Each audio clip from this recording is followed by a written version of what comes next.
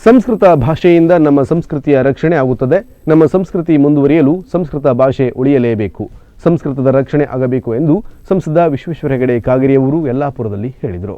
ಪಟ್ಟಣದ ನಾಯಕನಕೆರೆ ಶಾರದಾಂಬ ದೇವಾಲಯ ಹಾಗೂ ಶಾರದಾಂಬ ಸಂಸ್ಕೃತ ಪಾಠಶಾಲೆಗೆ ಭೇಟಿ ನೀಡಿದ ಅವರು ಶಾರದಾಂಬ ದೇವಿಯ ದರ್ಶನ ಪಡೆದು ವಿಶೇಷ ಪೂಜೆ ಸಲ್ಲಿಸಿ ಪಾಠಶಾಲೆಯ ಆವರಣದಲ್ಲಿ ನಡೆದ ಸಭೆಯಲ್ಲಿ ಪಾಲ್ಗೊಂಡು ಮಾತನಾಡಿದರು.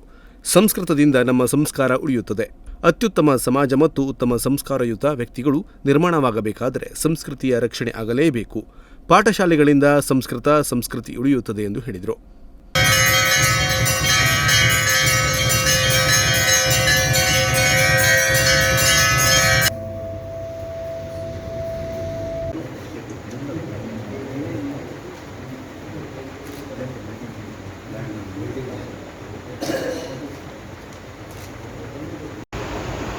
ನಮ್ಮ ಸಂಸ್ಕೃತಿಯ ರಕ್ಷಣೆ ಸಂಸ್ಕೃತದಿಂದ ಆಗತ್ತೆ ಅಂದರೆ ಅದು ನಮ್ಮೆಲ್ಲರಿಗೆ, ನಮ್ಮ ಸಮಾಜಕ್ಕೆ ಒಂದು ಯೋಗ್ಯವಾದ ಸಂಸ್ಕಾರವನ್ನು ಕೊಡುತ್ತೆ. ಹಾಗಾಗಿ ಒಂದು ಸಂಸ್ಕಾರಯುತವಾದಂತಹ ವ್ಯಕ್ತಿಗಳು, ಕುಟುಂಬ ಅಥವಾ ಸಮಾಜ, ಒಂದು ರಾಷ್ಟ್ರ ನಿರ್ಮಾಣ ಆಗಬೇಕು ಅಂದರೆ ನಮ್ಮ ಸಂಸ್ಕೃತಿಯ ರಕ್ಷಣೆ ಆಗಬೇಕು. ಇದಕ್ಕೆ ಸಂಸ್ಕೃತ ಉಳಿಲೇಬೇಕು. ಆ ಸಂಸ್ಕೃತಕ್ಕೆ ಅಗಾಧವಾದಂಥ ಆ ಒಂದು ಶಕ್ತಿ ಇದ್ದೇ ಇದೆ.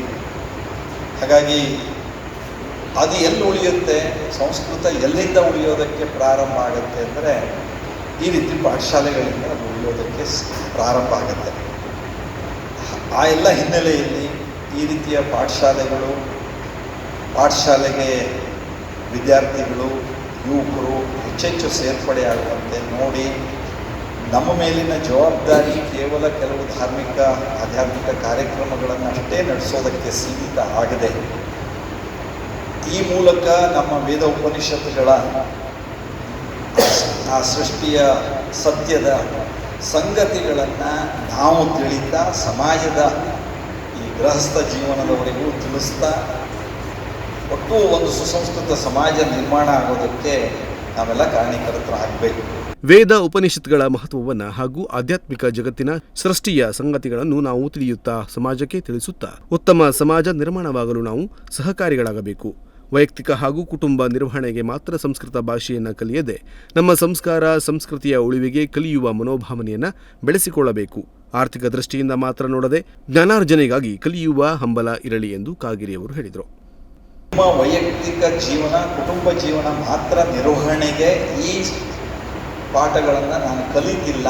ನಾನು ಸಂಸ್ಕೃತದ ಉಳಿವಿಗೆ ಆ ಮೂಲಕ ವೇದ ಉಪನಿಷತ್ತುಗಳ ಸತ್ಯವನ್ನು ಜನತೆಗೆ ತಿಳಿಸೋದಕ್ಕೆ ನಾನು ಇದನ್ನು ಓದ್ತಾ ಇದ್ದೀನಿ ಅನ್ನುವಂತಹ ಒಂದು ನಂಬಿಕೆಯನ್ನು ನಮ್ಮಲ್ಲಿ ಅದನ್ನು ಅದನ್ನು ದೃಢಪಡಿಸ್ಕೊಳ್ಬೇಕು.